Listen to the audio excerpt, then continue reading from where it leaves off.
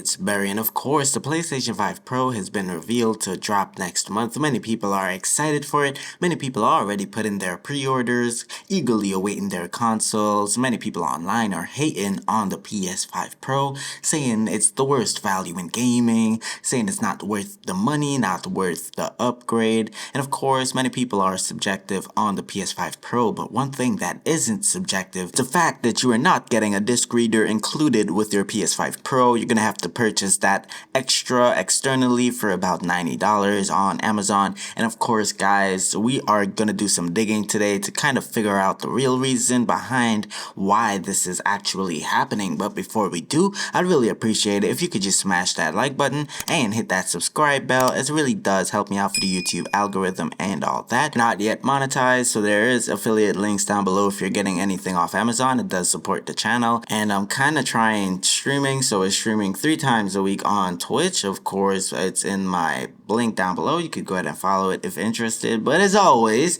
let's get right into it. Did a bit of digging, and it does turn out that Matt Piscatella, a man with a huge track record in the PlayStation space, has recently shared some updated details on digital sales splits in the United States of America, and they more or less confirm why Sony opted to exclude the disk drive from its PS5 Pro console. He reports that from January through August of this year, a whopping 78% of PS5 games were purchased digitally, up 3% year over year. The important detail about Piscatella's methodology here is that he's only counting games which have a physical and digital version available. Any titles only available digitally are not included. Similarly, if Circana doesn't receive digital sales data in rare instances where publishers don't disclose it, those games are also excluded. So it does seem that digital sales tracking are 53% of Switch software sales,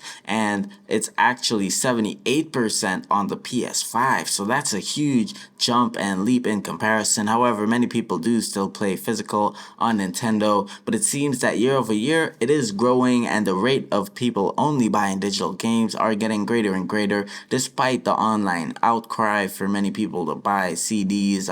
It does seem that it is kind of getting phased out. PS5 is now 78% digital versus 75% digital last year, and 91% of Xbox software was done digital. So of course they are more digital with their whole Xbox Game Pass push initiative. But these numbers doesn't even include Game Pass, which is the crazy part. Like, the numbers would have actually been higher on Xbox if the Game Pass sales were counted.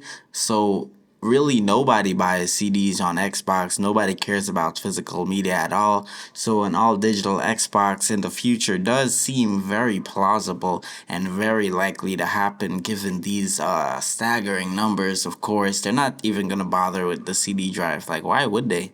And that actually reveals some huge shocking numbers as to why the PS5 Pro probably didn't even bother to put it in. They added it for the enthusiasts, the people that like owning physical media, the old school gamers. These are kind of indeed shocking numbers, but it gives us a good indicator of the US market overall. Then Piscatella does also caution that this does not represent true demand, as retailers have been more conservative in its assortment and buys, while publishers been way more aggressive in promoting digitally. We'd argue though that if physical copies were to be flying off the shelves, there would be plentiful available right now.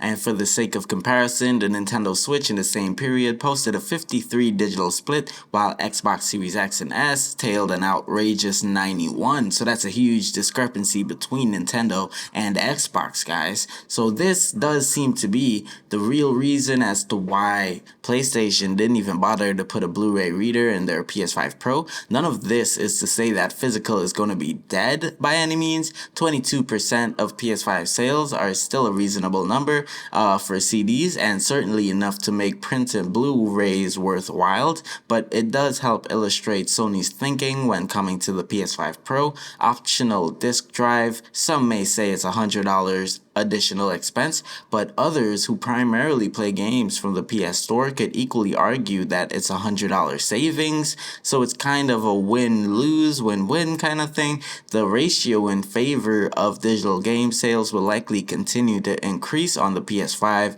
but probably not as dramatically at this point. Clearly, there's still a market for physical games, and we can't see it disappearing entirely, but reckon Sony's solution to offer a optional disc drive is quite an elegant response to changing market trends, but many people online may not agree so it's really back and forth in the PlayStation camp. But I want to know your opinion on this whole matter. Like, does the CD drive affect you in your life, and do you play like just digital games so it doesn't really affect you? I want to know like if it actually makes a difference in your life. And I'm actually really interested to know if you're getting the PS5 console, the PS5 Pro, if you're actually pre-ordered it or you're excited for your new console. Let me know down in the comments below. Thank you so much for being here. It's been Barry Games. I really appreciate you, and as always, have a great day.